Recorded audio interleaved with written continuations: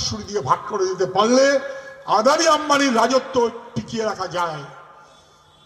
মোদি আর শাহ দেশ বেচার তালে আছে, আদানি আর আম্বানি তারা দেশ কেনার তালে আছে, আর বাজেট থেকে আপনার আমার বাড়ির ছেলেগুলো তারা বিপদে পড়বে। এটা কখনো হতে পারে না, এটা কখনো আমরা মানছি না। ইউসিআরসির পশ্চিমবঙ্গ রাজ্য কমিটির 20তম রাজ্য সম্মেলন পানিহাটি আগরপাড়া বটতলা অঞ্চলে 2 দিন ধরে অনুষ্ঠিত হয়।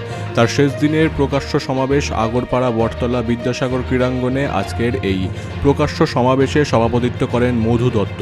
এই সমাবেশের প্রধান বক্তা ছিলেন সিপিআইএম পশ্চিমবঙ্গ রাজ্য কমিটির সম্পাদক এবং প্রাক্তন সাংসদ মোহাম্মদ সেলিম। এছাড়াও এই সমাবেশে বক্তব্য রাখেন সুজন চক্রবর্তী, প্রাক্তন বামফ্রন্ট সরকারের মন্ত্রী পলাশ দাস, সিপিআইএম পশ্চিমবঙ্গ রাজ্য কমিটির সম্পাদক মণ্ডলীর অন্যতম সদস্য এবং উত্তর 24 পরগনা জেলা কমিটির সম্পাদক।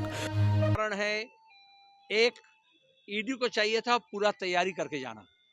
संदेश खाली में हमने देखा सीबीआई जब पहुंचा उसके ऊपर गुंडागर्दी हुआ, पुलिस तमाशा देख रही थी। हमने राजीव कुमार के पास जब सीबीआई पहुंची, ममता बनर्जी आके ऐसे ही नौटंकी की थी, हमने देखा। उसके बाद सीबीआई कुछ नहीं किया, तो तैयारी नहीं था। अच्छा मान लिया तैयारी नहीं था, पहले कैसे मालूम हो जाता है?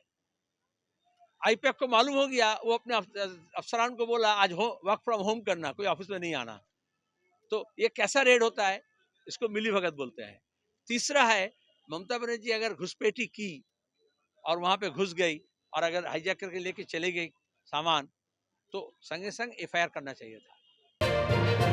Bureau report, big news Bangla.